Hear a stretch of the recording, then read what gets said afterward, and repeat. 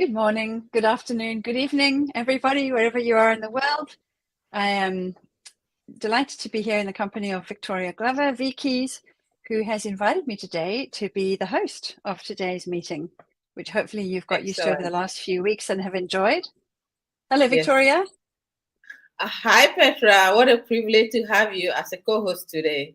What an honor to have you sitting in the chair today, and I get to watch you ask some questions and take us deep into some of the areas that you specialize in. I'm looking forward to hearing more from you today. So let's get that going.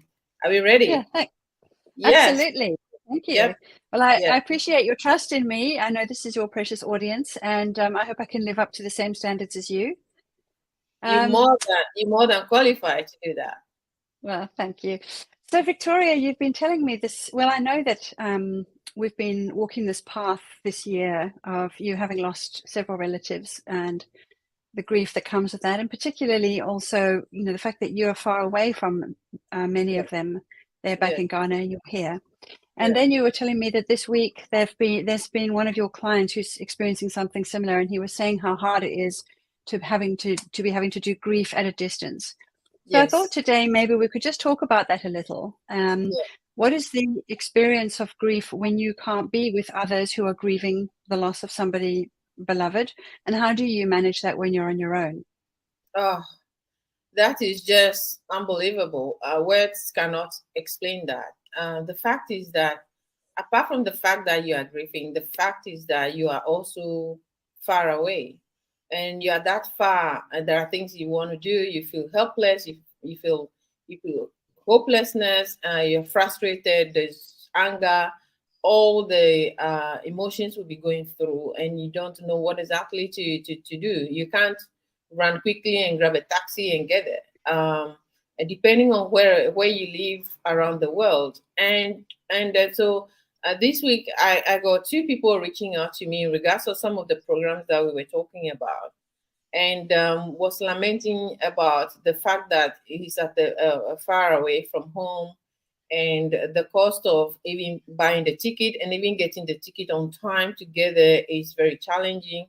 And that is just some of the issues, the financial pressures that comes with it, the emotional pressures that comes with it, and also your immediate family. If you have children, you have a husband and a wife who could also be going through. So this particular person is also having, apart from he himself dealing with it, the wife is also going through the same thing. So you can imagine how hard it is if you live far away. How do you actually help yourself and then help your spouse or your friends and all of those things? So for me personally, because I live far away, and you will be on the plane for about 3 days to get there, and so it was very hard for me. Very even on the journey home, you'll be crying. Like I was crying all the way home to go to my mom's funeral. And so I can relate to this particular important area of this friend of mine who's going through that at the moment. Yeah. Well, I mean, I think that the two of the essential elements that we have to contend with when we're dealing with grief is, the first thing is this sense of complete powerlessness. Something has happened. I mean, often we weren't even expecting it, although we all know that we'll die. Somehow we don't think about it. And when it comes, it's a terrible shock. And of course, it's also all too late. Everything is undone and nothing can be fixed. You have to stand on the sidelines and let it be. So there's that sense of powerlessness. And then what we want to really do is want to take some action. I'll come to you. I'll do something, so that we're back in some kind of control, I guess, rather than standing there without any. And then the other part of what happens is this incredible aloneness. This connection that you had is ruptured and gone, and you can't get that back.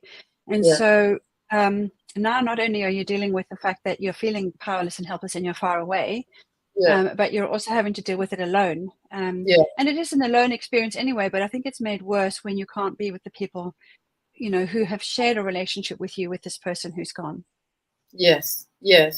Well, when you are grieving from a distance, it's a compounding effect, whereby you have one thing going on and it's building into different other areas of the challenge you're having. you are not only grieving from a distance, because then you want to reach out to, let's say you want to talk to a brother or a sister. The time difference is also crucial. Yeah. So we are in the morning here, my people are in the evening there. You have to go to work in the morning. By the time they wake up, you're at work. You can communicate, or you are not at work, you're at home, they are sleeping, you're up, and all of that. Sometimes you have to get up in the night and stay up to be able to talk to someone. And most of the time, some of the communication levels can be challenging. You're trying to call someone, the call is not going. You are just, everything is coming at you at a speed that you are not even prepared for. Even though we all know that this will happen at some point in time, when it does happen, it's like you lost, it's like you become numb. It's like your Mm. brain is not functioning properly anymore. That powerlessness is so crucial, and aloneness is also, you feel like you're surrounded by a lot of people, but then you're also alone, because then Mm. you have to deal with whatever is happening in your personal life and in your professional life to be able to Yeah. move to the next level. You know, it's so interesting that you say that. You know, first of all, there's all this sort of extra disconnection that happens with distance and time gaps and possibly even connection on the phone. Yeah. But there's also that business of being alone, where you know you may even feel that you're surrounded by other people in this moment of loss, Yeah. and yet that person that you would normally have turned to and said something to about your experience isn't there, and Yeah. that so you're kind of not alone because everyone's there, but you're actually totally alone. Yeah. And then when you have distance on top of that, and you have difficulties with connecting, it just really drives the whole disconnection feeling home, doesn't it? Yes, it's so compounding. Like this friend of mine, he was in the, she's in the UK, was saying that apart from the fact that you also surrounded by a lot of people, so you have a network of friends, both from work, church, if you go to church, your social network, and all of that stuff. Sometimes when it does happen like that, sometimes the expectation also goes high, Mm. because you are feeling lonely. You feel like, will somebody just please call me? Will somebody please say hi? Will somebody please say something? But sometimes also what the person is going to say is also important. You're hanging on to every word that comes from the person, and so somebody want to reach out and comfort you, and then they could end up saying the wrong thing, just uh, Mm. just amplifies every other thing that's going on. So sometimes also when people are grieving, also you're worried about to contact them or not to contact them. When is the right time to say something to them? Or how are they going to Mm. take it? Or is it going to look genuine enough? Are they going to feel the genuineness in that? So there's a whole Mm. lot of things going on. So whilst you are also hard on yourself or trying to say nobody cares, that loneliness. At the same time, someone is thinking about you and also worrying about what do I say to you. Mm. So there's two things going on, plus every other thing that's going on. Yeah, we've had a few conversations about other people's reactions can sometimes be very, very painful. Yeah, Um, sorry, you know, there's not just the question of how do I get past my own feelings and reach out to this person who's in loss, but the person yeah, who's in loss um, sometimes doesn't feel seen and heard. You know, they get comforts like, "Oh, don't worry, you'll find somebody else," or "You'll get over it soon," and you're never going to get over it. You're just going to learn to carry it, really. That's the honest truth. And yeah, I know that sometimes what happens in situations like this is that the person who's grieving actually ends up losing more friends because they're so disappointed by the lack of understanding and empathy for what they're going through.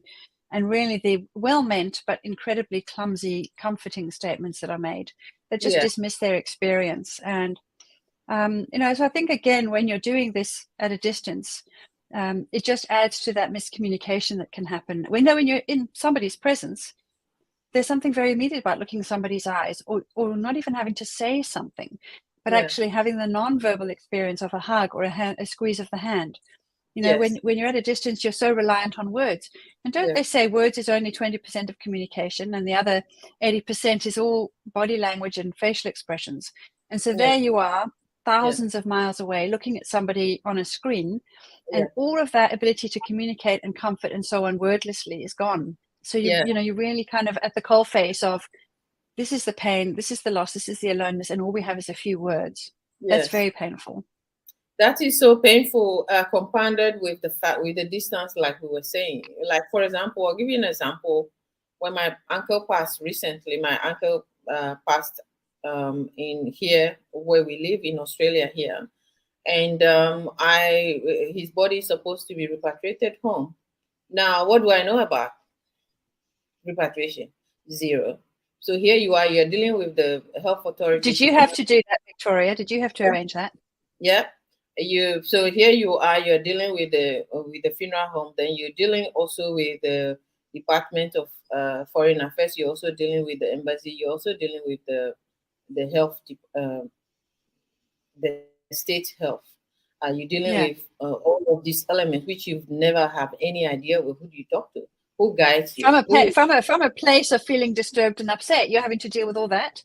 having to deal with that. You're Yeah. already in the shock system, and there are things you need to do or not to do, who to contact or who to talk to, who will lead you into this and all of that. So you are all the helplessness is just compounding and compounding plus every other thing.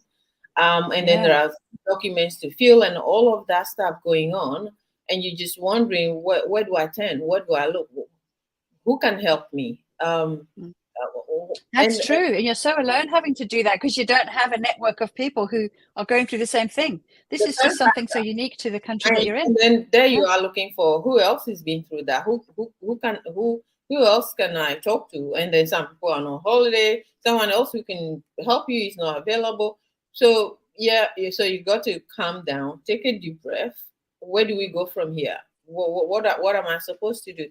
So you are dealing with the people here, then you're dealing with people back home. You are communicating back home and bringing in here, and all of that stuff going on. It's an exposure that I am so grateful for, because without that I don't know what to do.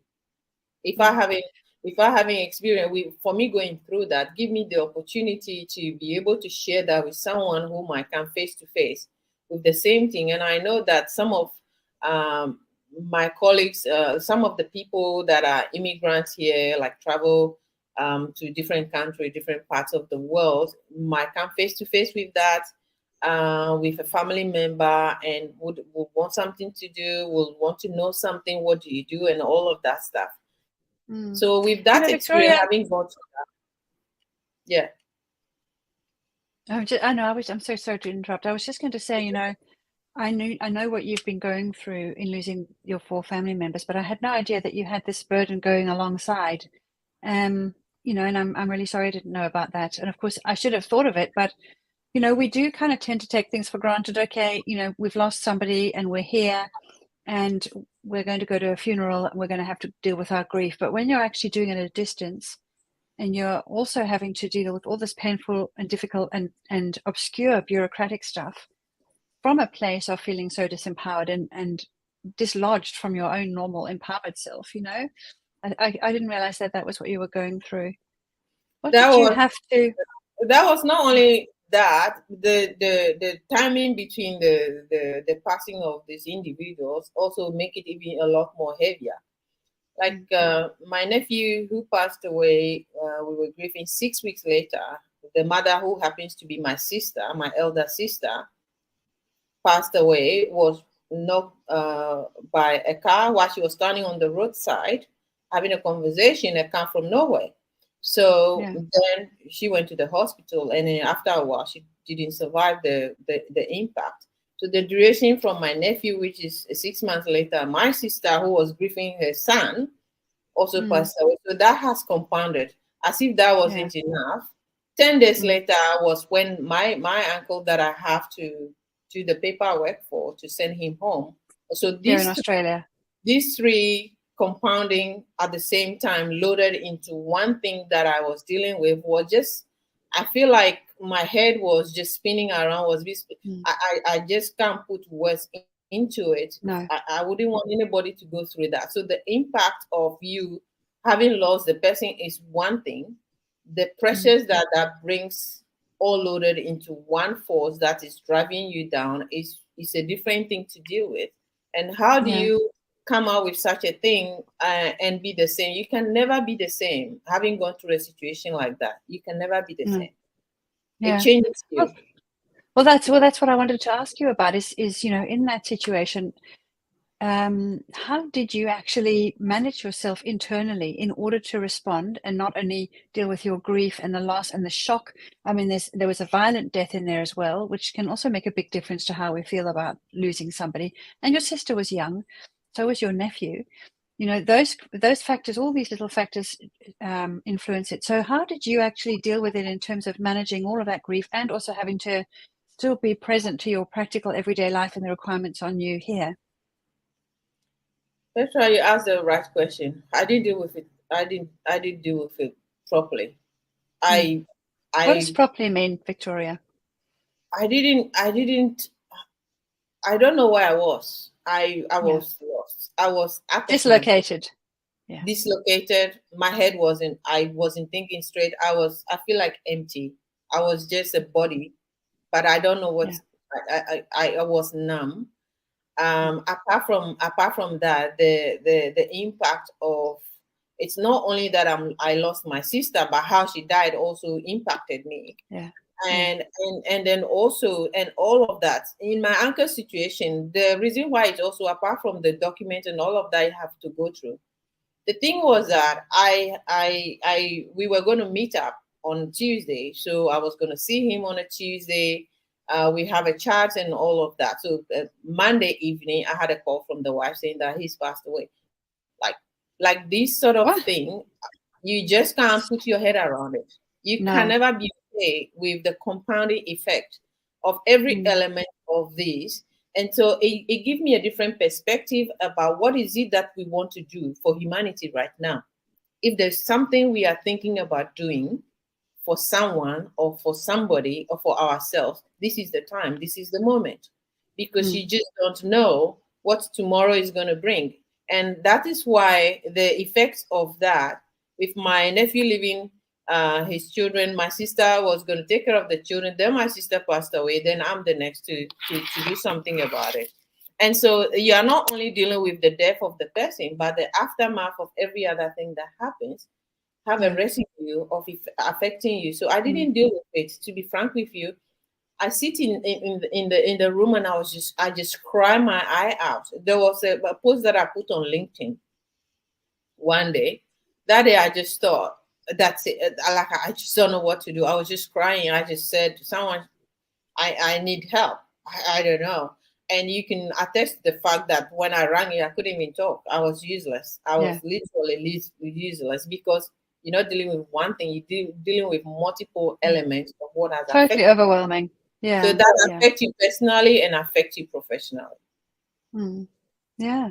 And you say, um, your small experience is actually something that needs to be thought about in the larger scale. And right now, in the world, we're looking at this war in Ukraine, and so many people have lost people in that, and their homes and their jobs and their possibilities. And then there's also been going on since the pandemic, where so many people actually lost many family members. So it seems like we've been in a sort of a big turn in the world where the previous order and the sense of security and living in that kind of, oh, well, I'm aspirational and I'm working on all of these things has gone away. And we're really kind of confronted with the delicacy that we have in terms of life and how quickly it can go away, and also our own fragility inside Yeah. as we try to get our heads around it all.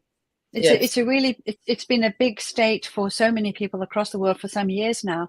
This question of how do I grapple with loss and my sense of myself as powerless in it? I can only sort of Yeah. carry it. I can't do anything about it. And just Yeah. going back to this business of being far away, especially when you're far away from others, you cannot do anything other than somehow sit there in this numbness trying to carry it. Yes, you can't function. You Mm. it's like something just hit you. It just hit you, and then at that moment, every emotion you can ever think about is coming in. Every emotion, Mm. you don't do enough. You have this guilt about, oh, I should have done this, I shouldn't have done that, I shouldn't have.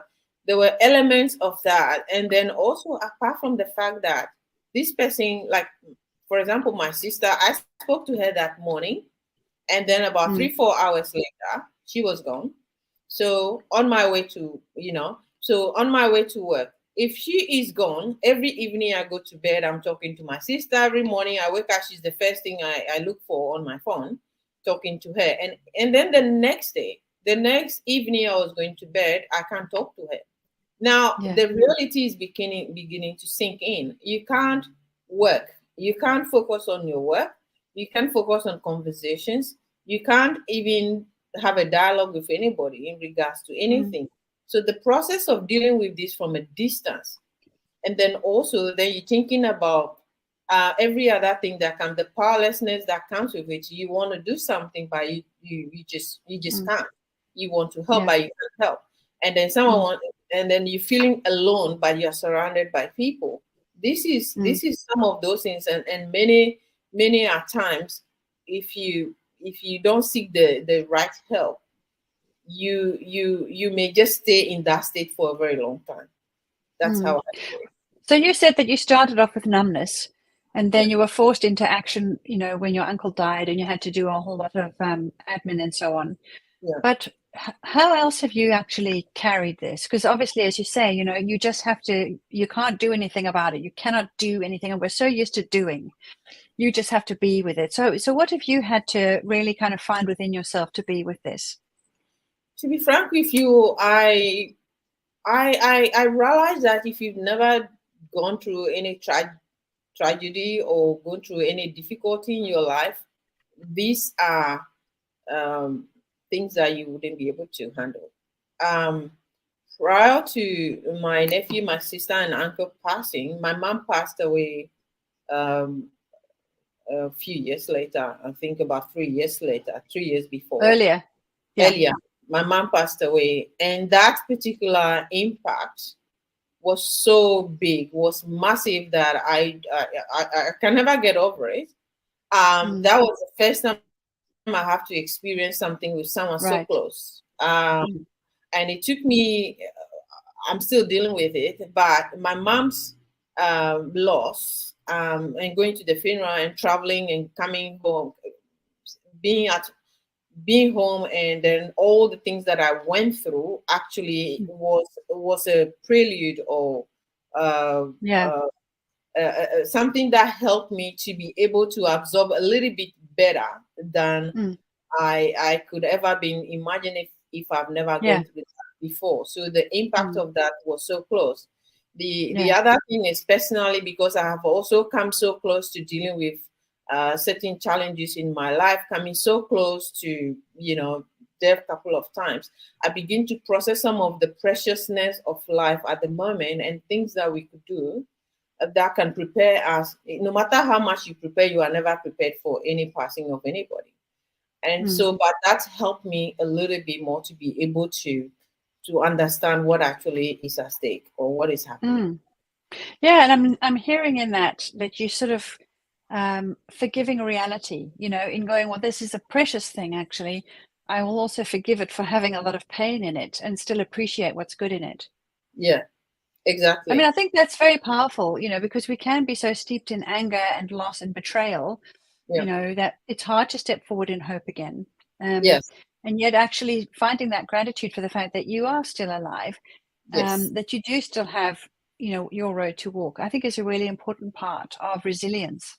Yes. Thank you. Yeah. Last week program, we talk about building the muscles of our mind, and I gave the analogy of me carrying that big gallon of water on my neck and trying to balance it. Little did I know that that picture was actually a representation of what I was going through, or So what I true. was going through, building a lot of things over my head, and being able to carry so much load at a short period of time, and being able to come out on the other side. Someone looking at you on the screen will never ever pick that you have been through that. Within a short period of time, you have to deal with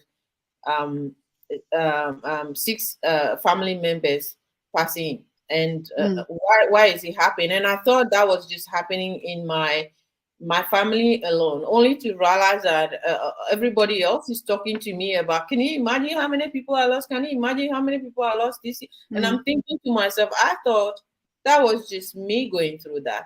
I didn't know. I Mm. didn't actually know that it's such a broad thing. It's only me going through this and other people coming to me and confiding in me about what this has actually done to them, that I realized that, oh, this is not just me. Mm.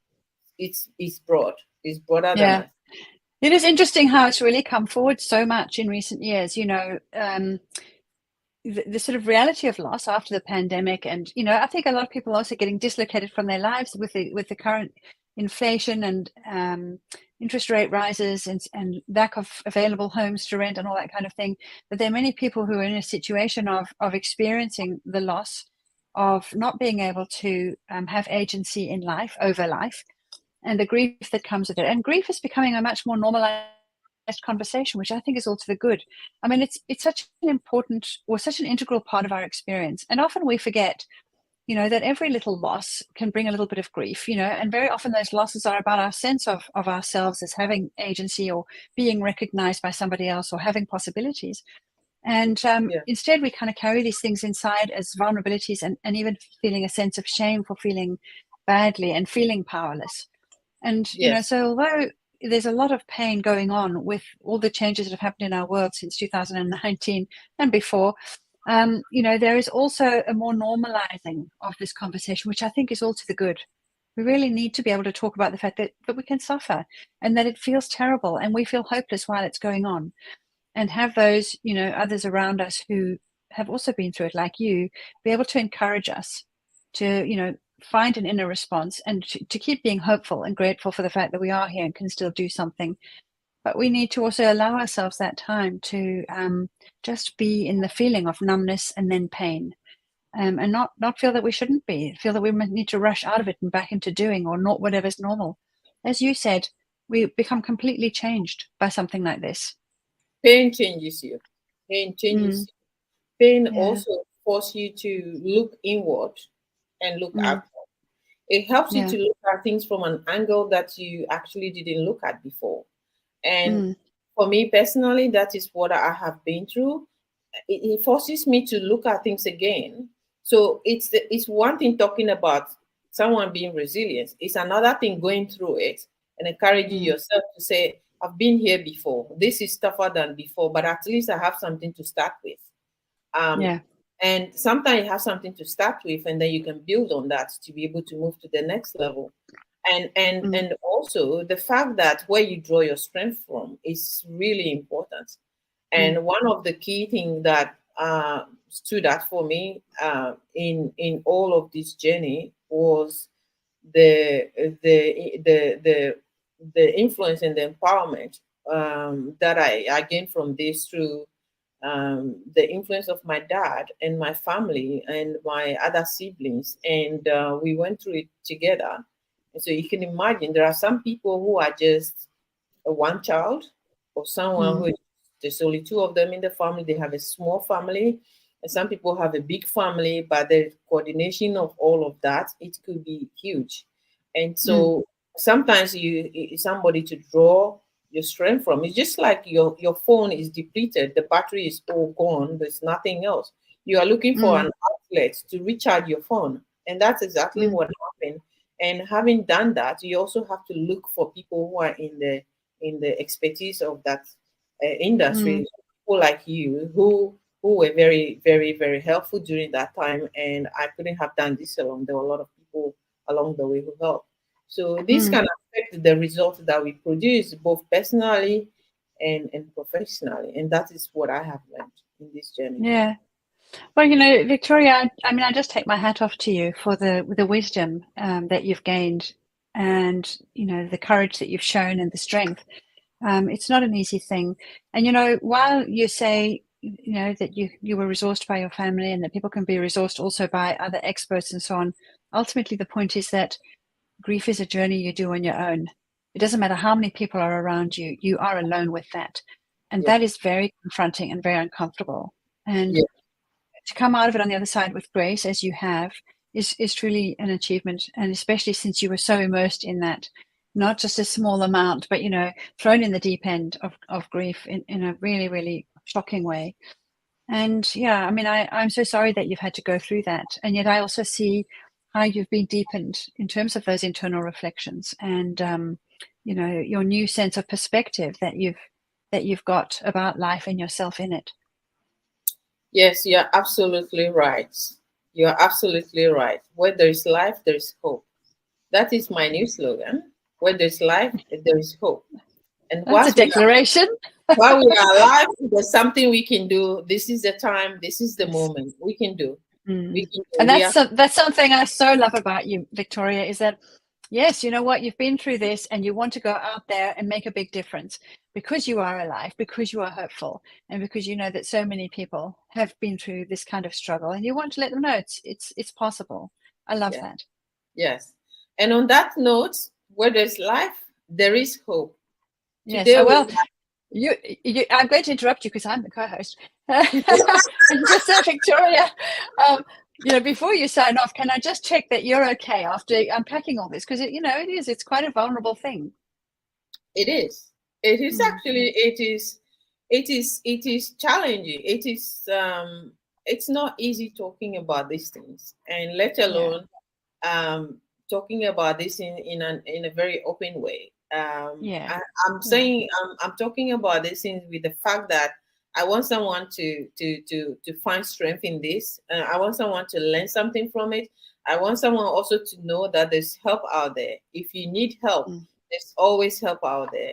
And if you are suffering, there's nothing shameful about raising your hand up and say, "Hey, I'm really in the gutter this morning. I'm not doing well at all. Somebody please help me." And I did that over and over again. And I realized that in that weakness, you become stronger because someone else understands what you are going through. You may think that yours is actually really bad until you listen to someone else's. And so even though what you are going through is not pleasant, there is always a light at the end of the tunnel. That is what I have to realize. Well, Victoria, I want to say thank you so much for that vulnerability, for that openness. I know that it's absolute gold to people who are listening to this, because sometimes we don't put into words what we're really feeling, and hearing it from somebody else normalizes it for us, puts us in touch with our own feelings, and it's very strengthening to hear. So thank you for that, and also for your courage just in getting through all of this, and your willingness to be lifting everybody else up through what's happened to you. It's been such a delight talking to you, and thank you so much for the opportunity to ask you about this time. Thank you so much, Petra, for your wonderful hosting skills today. It was a wonderful, wonderful moment chatting to you about grieving from a distance. And we look forward to seeing you all next time. Thank you. And thank you again, Petra. Thanks for the beautiful, Thanks, beautiful Victoria. hosting skills. Thank you. Bye now.